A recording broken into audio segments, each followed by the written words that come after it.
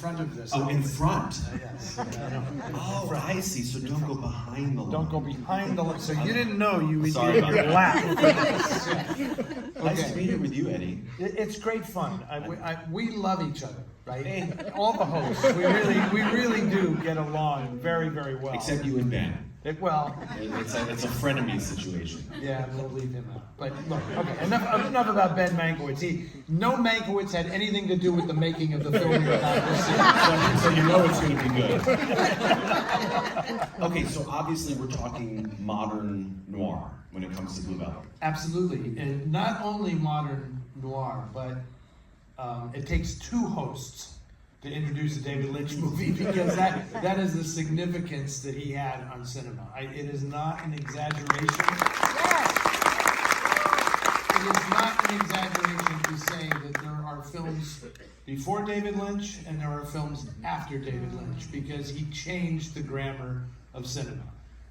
Things that were thought ridiculous and impossible to even try, David Lynch did them, and he not only did them successfully and changed the grammar of cinema, he made it mainstream. He made it kind of palatable.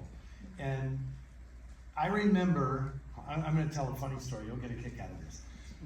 When Eraserhead came out, right, and played at midnight movies around the country, I don't know exactly how old I was, but I was afraid to see it. Wow. Right? And there was something about the vibe coming off that thing, just from the ads. It's like, am I ready for this? I mean, I don't know what I'm going to see, you know? I knew that it was not like Pink Flamingos, right? Which was the other midnight movie that preceded it. More cerebral. Well, I don't know what the hell it was, Dave. I mean, I remember seeing the picture of Jack Nance with the hair on fire and the whole thing, and it's like something weird is afoot here. And then I never saw it until one of my first dates with my wife. Okay, I'm gonna start working blue now because it's the last day. I invited my wife to spend the weekend with me. Okay. And one of the things, of course, because it was me, is we're going to watch some movies. And we rented Eraserhead. And that was my first exposure to the film. Wow. And I've been married for 40 years. Well, to her, to that woman. What did Kathleen think of the movie? I don't really know if she watched much of it. But anyway, we're here to talk about Blue Velvet, right? So Eraserhead, of course, got David Lynch, The Elephant Man with Mel Brooks, and Dune. And Dino De Laurentiis, God bless him, was so sorry about the Dune experience with David Lynch that he agreed to produce this film, which is the film, obviously, that David Lynch was born to make. I want to know your take on, not to put you on the spot, but I'm going to, because I know you're going to have a good answer. The symbolism on this one, because I don't know if anybody was here last night because we did Wild at Heart at midnight. Yeah! Wasn't that amazing with David Patrick Kelly when he brought the mandolin out? It was like unbelievable. Okay, but that's not what we're here to talk about. So there's fire all over that movie. There's like insects all over this movie.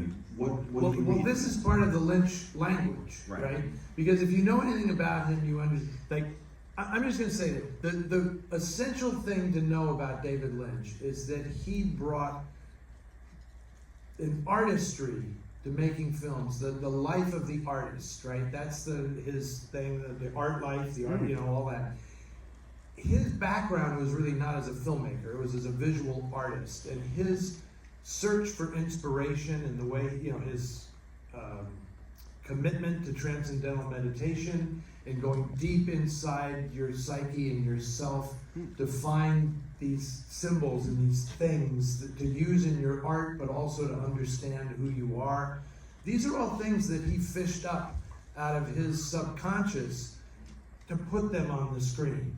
That's what I think sets him apart from anybody else who made movies, because he made that, the language and the logic of the subconscious, he made it, brought it up to the conscious level and put it in narrative cinema.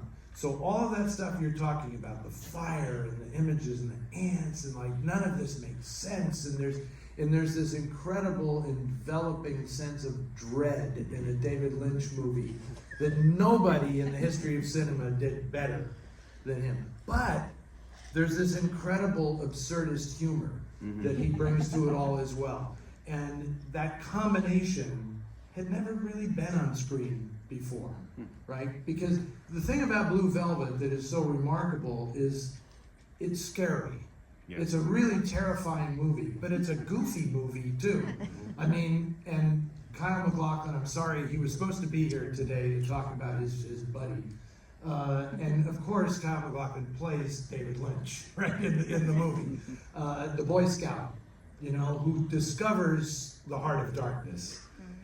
And it's nothing like this was on screen before. Well, and my favorite David Lynch movies are the ones where an innocent is at the heart of the movie. So, you know, like Naomi Watts in Mulholland Drive or Kyle MacLachlan in this one. I think there's more of an inroad for the audience there.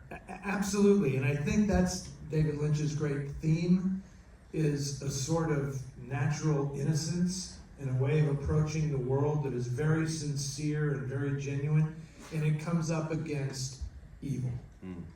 And he found these incredible ways of depicting evil on screen and what happens when innocence confronts evil. This is a big theme in his work, and I'm sure those of you who saw this film when it first came out, you know that he pretty much resurrected Dennis Hopper's career as well with this film, because that was another incredible gift that David Lynch had, was recognizing something in people and saying, oh, they can represent this.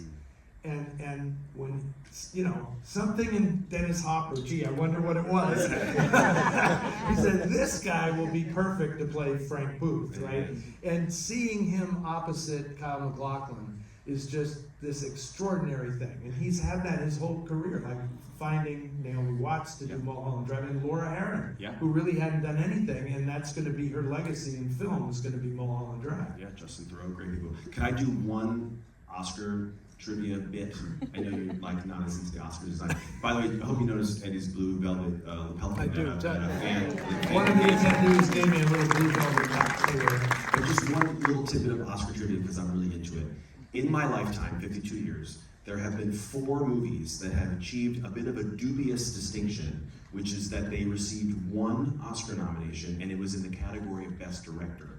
That's crazy that it would get a nomination in such a major category, but nothing else. And what that means is that these 4 films resonated deeply with the director's branch of the Academy, who nominate the Best Director category, but basically no one else really liked it. And those 4 movies are Shortcuts, Robert Altman, Last Temptation of Christ, Scorsese, and 2 David Lynch movies, Mulholland Drive and Blue Velvet. So clearly he's a filmmaker's filmmaker. Absolutely. And maybe a bit of an acquired taste. A bit of an acquired taste for people, but here's the thing. People think that David Lynch represents craziness and weird and it's surreal and everything. To me, the underlying thing about David Lynch movies are compassion and sincerity.